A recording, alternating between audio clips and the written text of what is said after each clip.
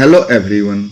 आज मैं 12वीं की पुस्तक रेनबो के पोएट्री सेक्शन काव्य खंड के दूसरी कविता सॉन्ग ऑफ माई सेल्फ अर्थात मेरा आत्मगीत का हिंदी अनुवाद कर रहा हूँ। इससे संबंधित ऑब्जेक्टिव के नोट आपको पीडीएफ से प्राप्त होंगे जो टेलीग्राम पर लोड रहते हैं। टेलीग्राम को लोड करके आप उस पर भी भाषा क्लासेस को सब्सक्राइब करें ताकि 12th से संबंधित नोट्स आपको मिलते रहें। अब इस कविता पर ध्यान दें। बहुत ही छोटी कविता है परंतु समझने में बहुत बड़ी है। इसमें बहुत बड़े आदर्श की स्थापना की गई है। इस कविता के माध्यम से थोड़ा सा ध्यान देंगे, सुनने का प्रयास करेंगे।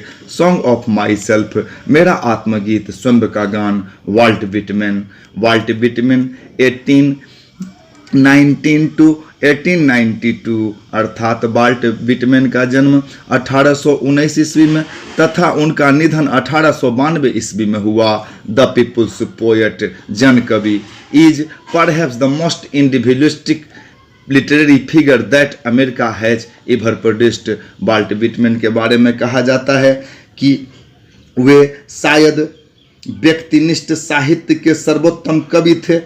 उनके समान कोई दूसरा कवि अमेरिका में पैदा नहीं हुआ। He began working as a carpenter before his 12th birthday. उन्होंने अपने 12वें जन्मदिन से पहले ही बड़े ही अर्थात कारपेंटर का कार्य शुरू कर दिया। He also work as a printer, वह एक छापने वाले का भी कार्य किए। टीचर, एक शिक्षक के रूप में कार्य किया। एंड एडिटर, और संपादक के रूप में। And was volunteer nurse during the civil war, और युद्ध के समय लोगों की खूब सहायता और सेवा की। विटमैन्स पोएट्री, विटमैन की कविताएं, all of which is collected in Leaves of Grass, जो सभी संग्रहित हैं लिप्स ऑफ ग्रास नामक कलेक्शन में। Is known for its free rhythm, अपने लय के लिए, स्वतंत्र लय के लिए जाना जाता है। एंड लैक ऑफ राइम, और लय के अभाव के लिए जाना जाता है। Whitman first published it at his own expense in 1855। Whitman ने सबसे पहले लिप्स ऑफ ग्रास का प्रकाशन अपने ही खर्च पर 1855 ईस्वी में कराया।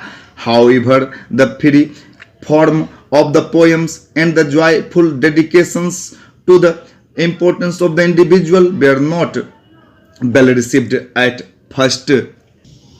फिर भी कविताओं का स्वतंत्र रूप और व्यक्तिगत महत्व के प्रति आनंदमय समर्पण प्रथमतया फर्स्टली लोगों के द्वारा स्वीकार नहीं की गई। In fact his collection of poems cost Whitman's his job as it was taken to be obscene. जैसे ही अमेरिका में इनकी कविताएं अश्लील घोषित कर दी गई, अश्लील रूप में ली गई, इनको अपनी नौकरी से हाथ धोना पड़ा। इन 1881 आफ्टर मेनी एडिशंस, 1881 में कई प्रकाशनों के बाद Lips of Grass finally found a publisher willing to print it. Lips of Grass को एक प्रकाशक मिल गया जो इसको छापना चाहता था अनसेंसर्ड, लेकिन प्रकाशन करना नहीं चाहता था। Translation of his collection were enthusiastically received in Europe. उनके काव्य का अनुवाद यूरोप में बड़ा ही उत्साहित ढंग से पढ़ा गया, पाठकों के द्वारा स्वीकार किया गया। But Whitman remained relatively unappreciated in America, लेकिन अपने देश में, अपने जन्मभूमि में विटमैन सदा अप्रशंसित रहे। It was only after his death that he could been appreciation in America for his original and innovative experience of American individualism. America की व्यक्तिगत बुद्धि पर, व्यक्तिगत लोगों पर, वहाँ के व्यक्तियों पर किए गए नए पद्धति के प्रयोगों तथा वास्तविक चिंतन के कारण उन्हें उनके मृत्यु के बाद अमेरिका में काफ़ी याद किया गया, काफ़ी स्मरण में लाया गया। His important works include lips of grass, उनकी दो कृतियां महत्वपूर्ण काव्य संग्रह लिप्स ऑफ ग्रास, घास के पत्ते 1855 1855 एंड ड्रम टेप्स 1866, और ड्रम टेप्स का प्रकाशन 1866 में किया गया। लिसन केयरफुल्ली, ध्यान पूर्वक सुने। सॉन्ग ऑफ माई सेल्फ, मेरी आत्मगीत या स्वयं का गान I celebrate myself, I sing myself, and what I assume, you shall assume. कवि कहते हैं कि मैं स्वयं भी गाता हूँ, अपने आप में मग्न रहता हूँ तथा अपना ही गुणगान करता हूँ, अपने ही जश्न मनाता हूँ, और कहते हैं कि वह सत्य जिसे मैं मानता हूँ तुम भी मानोगे. For every atom belonging to me as good belongs to you. और कहते हैं कि मानना भी चाहिए, जो मैं सत्य मानता हूँ उसे आपको भी सत्य मानना चाहिए, क्योंकि कहते हैं क्योंकि मैं भी उसी मिट्टी से बना हूँ जिस मिट्टी से आप बने हो, तुम बने हो, हम सभी बने हैं. फिर कभी कहते हैं, ध्यान दें, I loaf and invite my soul. मैं भटकता हूँ, मैं भ्रमण करता हूँ, मैं इधर उधर घूमता हूँ और अपनी आत्मा को आमंत्रित करता हूँ. आई लीन एंड लोफ, मैं झुकता हूँ, कहते हैं मैं झुकता हूँ तथा निहारता हूँ.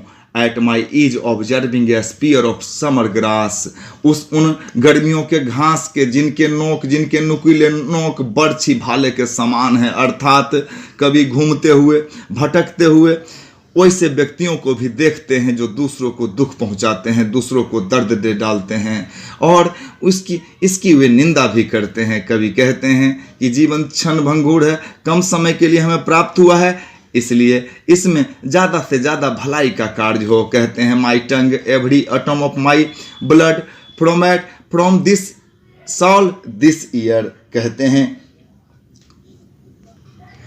हैं कि मेरी जुबा एवं एक एक कतरा इस मिट्टी से और इसी हवा से बना है. फिर कहते हैं, born here of parents, born here from parents the same and their parents the same. और कहते हैं कि हमने यही जन्म लिया है, इसी मिट्टी हवा में मेरा जीवन पला है और इसी में मेरे माता पिता भी जन्म लिए थे, उनके माता पिता भी और ग्रैंडफादर के माता पिता भी इसी भूमि से बने हैं, इसी मिट्टी से बने हैं. इस प्रकार अपने देश का गुणगान करते हैं. कभी बतलाते हैं, अमेरिका की भूमि का गुणगान करते हैं कि हम लोग यहीं पैदा हुए हैं, हमारे पूर्वज भी यहीं के थे, उनके पूर्वज भी यहीं के थे, जन्म जन्मांतर से मेरा नाता है, मेरी मातृभूमि से मेरा स्नेह है.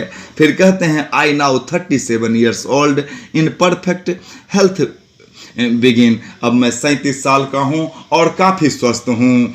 कहते हैं कि hoping to cease not till death. और इन सब प्रथाओं को जो मैं अमेरिका में जन्म लेते आया हूँ, मेरे पूर्वज अमेरिका में जन्म लेते आए हैं, इसे मैं समाप्त नहीं होने दूंगा.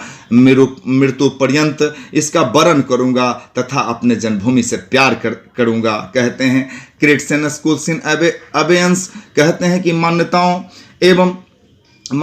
एवं विश्वासों को मैं विस्मृत कर देना चाहता हूँ, भूल जाना चाहता हूँ, क्योंकि मान्यताएं, विभिन्न प्रकार की मान्यताएं एवं विश्वास ब्रदरहुड को तोड़ देता है, भाईचारा को तोड़ देता है, व्यक्तियों में विभेद उत्पन्न करता है. ऐसे मान्यताओं विश्वासों को वो छोड़ देना चाहते हैं, भूल जाना चाहते हैं, विस्मृत कर देना चाहते हैं. कहते हैं, retiring back A while sufficed at what they are but never forgotten. वैसे मान्यताओं को भुला देना चाहते हैं जो विभेद उत्पन्न करते हैं. तथा कभी कहते हैं कि retiring back while sufficed at what they are but never forgotten. लेकिन इतनी मान्यताएं हैं, इतनी विचारधाराएं हैं कि सबको विस्मृत करना, सबको भूल जाना संभव नहीं. यह मान्यताएं चलती रहती है और व्यक्तियों में विभेद उत्पन्न कर देती है. अब कभी कहते हैं, क्या हर बार मैं विश्वास करता हूँ, फॉर गुड और बैड, भला और बुरा दोनों में विश्वास करता हूँ. I permit to speak at every hazard. और किसी भी संकट की परिस्थिति में अपने को बोलने से नहीं रोकता, अपने विचार को व्यक्त करने से नहीं रोकता, अपना विचार व्यक्त करता रहता हूँ. कहते हैं, nature without check with original energy. और मुझे प्रकृति इस प्रकार की ऊर्जा देता है, मुझे ऊर्जावान बनाता है कि मैं किसी भी संकट का सामना करूं, किसी भी संकट में कुछ कह सकूं. कभी जीवन के क्षणभंगुर क्षणों को आनंदमय अनुभूतियों के साथ जीने की सलाह देते हैं तथा उन बातों को मानने की सलाह देते हैं जो सत्य के रूप में उपस्थित हैं. जिसे कभी मानते हैं उसे हमें भी मानना चाहिए. Good day. वाई